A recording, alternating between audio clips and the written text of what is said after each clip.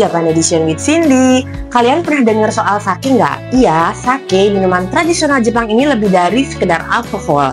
Sake adalah bagian dari sejarah, budaya, bahkan ritual di negeri Sakura. Tapi, tahukah kalian kalau sake punya banyak jenis, kualitas, bahkan setiap daerah punya rasa khasnya sendiri? Oke, kita bakal bahas macam-macam tipe sake dari yang paling populer sampai yang premium banget. Nah, kalau kalian pengen tahu, langsung stay tune aja ya.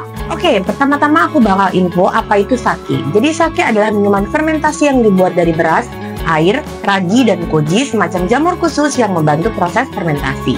Meskipun sering disebut rice wine, cara pembuatannya sebenarnya itu lebih mirip dengan bir, karena beras perlu dikonversi menjadi gula dulu sebelum difermentasi. Kadar alkoholnya biasanya 13-16%, dan seperti kopi atau teh, rasa sake juga sangat bervariasi tergantung bahan dan proses pembuatannya. Oke, untuk kategori utama sake. Jenis sake biasa dikategorikan berdasarkan tingkat penggilingan beras dan ada dua kelompok besar. Kategori utama sake di Jepang, yaitu minuman fermentasi khas Jepang, diklasifikasikan berdasarkan tingkat penggilingan beras, rice, pouncing, ratio. Metode produksinya secara garis besar ada dua kategori umum. Nah, oke, jadi kategori yang pertama adalah futsushu, sake biasa. Jadi ini adalah sake yang paling umum dan menyumbang sekitar 70-80% dari total produksi sake di Jepang. Ciri khasnya itu tidak ada batasan khusus dalam proses produksinya. Produsen boleh menambahkan alkohol, gula, atau bahan lain dalam jumlah tertentu. Untuk rasa umumnya ringan dan mudah diminum, tapi kualitas dan rasa bisa sangat bervariasi. Harganya lebih terjangkau dibanding sake premium, cocok untuk konsumsi sehari-hari, acara santai, dan pemula yang baru mulai menjelajahi dunia sake. Dan yang kedua, ada Tokute Meishō-shu. Sake premium hanya sekitar 20-30% dari total produksi sake yang masuk ke dalam kategori ini. Disebut sake bernama khusus karena ada standar ketat dalam proses pembuatannya, terutama hal penggilingan beras, seimei buai, dan bahan tambahan. Oke, selanjutnya ada Junmai-shu. Nah, junmai berarti murni dari beras tanpa tambahan alkohol. Rasanya kaya, penuh umami, punya tekstur yang lebih tebal. Ciri khasnya itu cocok untuk dinikmati pada suhu hangat, kangzake maupun dingin. Nah, daerah populernya ada Akita, terkenal dengan junmai yang bersih dan halus. Hiroshima dikenal dengan penghasil sake dengan air lunak, menghasilkan rasa lembut dan seimbang. Lalu ada Hongjozo-shu. Jadi sama seperti junmai, tapi ditambahkan sedikit alkohol murni untuk menonjolkan aroma dan rasa.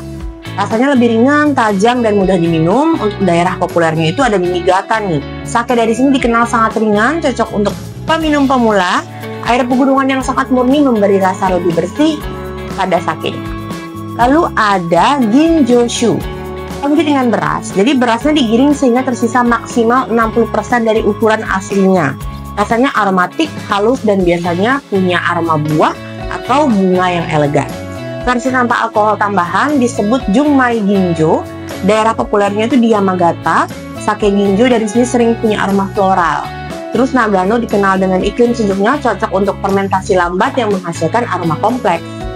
Terus selanjutnya ada Daiginjō-shu. Jadi ini adalah lebih ekstrim nih, penggilingan berasnya hanya 50% atau kurang dari ukuran beras asli yang digunakan. Rasanya sangat halus, kompleks, memiliki aroma fruity yang khas. Versi murni tanpa alkohol tambahannya disebut Junmai Daiginjo. Nah, untuk daerah populer yang adanya itu di Hyogo, Nada, salah satu daerah terbaik penghasil sake, rumah bagi banyak produsen Daiginjo, dan Nada dikenal dengan air kerasnya, mineral tinggi yang ideal untuk sake dengan karakter kuat. Nah, kalian penasaran nggak faktor penentu kualitas sake? Oke. Selain jenis beras dan penggilingan, ada beberapa faktor lain yang bikin rasa sake berbeda-beda. Yang pertama adalah air. Jepang punya pegunungan yang sangat murni. Misalnya Niigata punya air lunak yang bikin sake lebih ringan, sementara Kobe punya air keras yang menghasilkan sake lebih kuat. Terus ada proses fermentasi. Jadi beberapa produsen melakukan fermentasi perlahan dengan suhu dingin untuk menghasilkan rasa lebih bersih. Terus ada beras sake spesial. Ada beras khusus untuk sake, namanya Yamada Nishiki, sering disebut King of Sake Rice. Beras ini banyak ditanam di Hyogo dan sering digunakan untuk sake premium. Terus ada teknik Brewmaster Toji. Skill sang pembuat sake juga sangat menentukan hasil akhir. Di Jepang, profesi toji ini sangat dihormati, bahkan turun-temurun loh. Oke, selanjutnya aku bakal jelasin daerah-daerah dengan sake terkenal di Jepang. Yuk kita kenalan sama beberapa daerah penghasil sake terbaik di Jepang. Oke, yang pertama ada Niigata, sempat aku spill tadi di awal. Dikenal dengan sake yang ringan, bersih, kering, cocok buat kalian yang suka minum yang seger. Terus ada Hyogo, Nada, produksi sake terbesar di Jepang menggunakan Yamada Nishiki dan air Miyazu yang legendaris. Rasa sisa di mulut lebih lembut dan elegan. Terus ada Kyoto, Fushimi, terkenal juga dengan air manisnya. Sake dari sini biasanya lembut, feminin, dan sedikit manis. Dan juga ada museumnya loh, kalau kalian berkesempatan langsung aja ke sana. Hiroshima dikenal dengan berinovasi dengan teknik pembuatan sake. Produknya punya keseimbangan antara manis dan asam. Terus ada Akita dan Yamagata, daerah utara yang punya udara sejuk, cocok untuk pembuatan sake dengan fermentasi lambat. Rasanya lebih kompleks dan sering aromatik. Terus aku mau info lagi nih ke kalian, tips menikmati sake. Gimana sih cara terbaik menikmati sake? Nah, kalau dari suhu nih, Daiginjo dan Ginjo enak diminum pada suhu 10-15 derajat Celcius. Junmai bisa diminum hangat 40-50 derajat, dan Futsusu cocok disesuaikan dengan makanan dan selera. Terus gelas, sake tradisional diminum dari cangkir kecil Ochoku. Tapi yang aromatik seperti Daiginjo bisa juga dipakai wine glass biar aromanya lebih keluar. Terus untuk pasangan makanan, nanti aku bakal spill untuk pasangan makanannya. Sekarang ke merek sake terkenal dulu ya. Oke, untuk merek sake terkenal di Jepang. Kalau kalian penasaran mau coba sake yang berkualitas yang sudah diakui dan terkenal di Jepang, ini beberapa merek sake legendaris yang wajib kalian tahu. Oke, jadi yang pertama ada Dasai.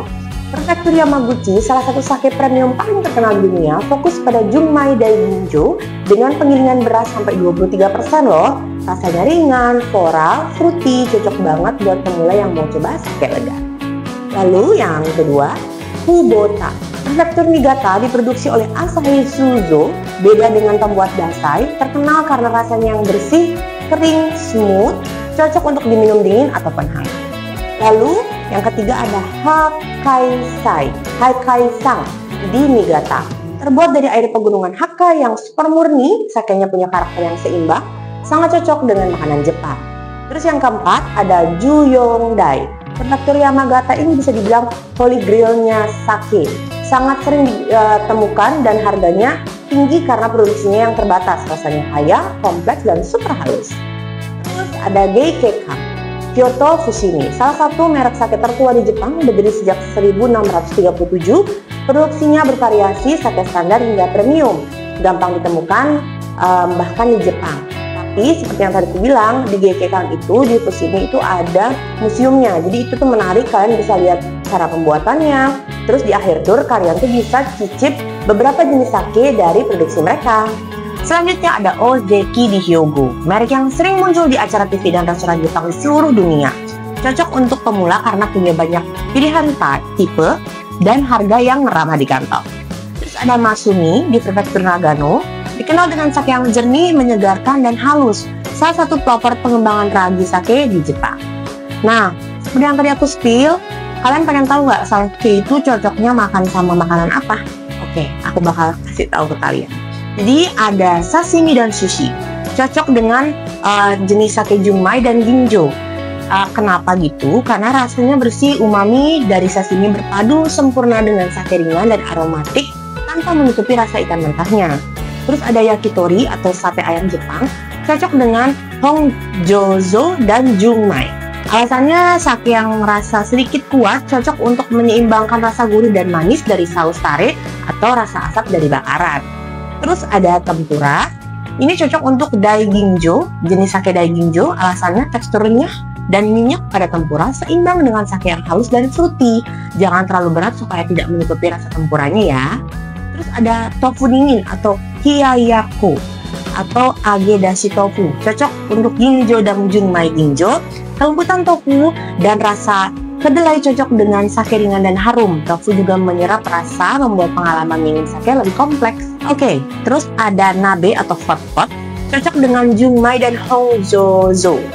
Alasannya kuah kaldu hangat dan bahan-bahan seperti jamur, sayuran, dan daging cocok banget nih buat sake dengan rasa umami tinggi. Terus ada ikan panggang yakizakana, cocok dengan jungmai dan hongjozo. Aduh sorry ya kalau pronunciation gue agak kurang bagus. Jadi alasannya sake dapat menghilangkan rasa amis dan memperkuat rasa gurih dari ikan panggang seperti makarel atau salmon. Terus ada keju fashion style, jadi cocok untuk daigingjo dan nigori. Banyak sake terutama yang creamy atau fruity cocok untuk keju seperti blue cheese atau kombinasi Jepang dan barat dan makin populer. Terus tsukemono, acar Jepang, itu sama jungmai. Rasa asin dan asam dari acar cocok banget untuk teman minum sake yang sederhana dan kaya rasa. Nah, terus ada udagi, mungkin kalian sering dengar. Cocok buat jungmai dan daiginjo. Rasa manis gurih dari saus unagi cocok dengan sake premium yang punya aroma kompleks. Terus, yang terakhir itu ada makanan manis untuk nigori sake. Nigori sake itu kan sake keruh dengan sedikit manis tuh. Nah, nigori cocok dipadukan dengan makanan penutup seperti mochi, dorayaki, bahkan es krim rasa kacang merah. Nah, sekarang kalian udah tahu kan kalau sake di Jepang itu bukan cuma arak Jepang, tapi seni yang kaya rasa dan tradisi. Mulai dari jungmai yang tegas dan sampai daiginjo yang halus dan mewah. Setiap tubuhkan punya cerita dan tanah asalnya. Kalau kalian ke Jepang, jangan lupa cobain sake lokal dari daerah yang kalian kunjungi ya. Terus kalau kalian belum ke Jepang, tenang aja. Banyak toko sake internasional juga udah jual sake asli Jepang. Kalau kalian suka konten seperti ini, atau kalian pengen aku infoin makanan-makanan khas Jepang lain atau minuman, boleh langsung tulis kolom komentar. Terus kalau misalnya kalian udah ke Jepang, terus cobain beberapa jenis sake yang tadi aku info, langsung aja cerita di kolom komentar juga ya. Jangan lupa like, comment, and subscribe, dan jangan lupa klik tombol lonceng untuk dapat informasi terupdate dari aku. Bye-bye!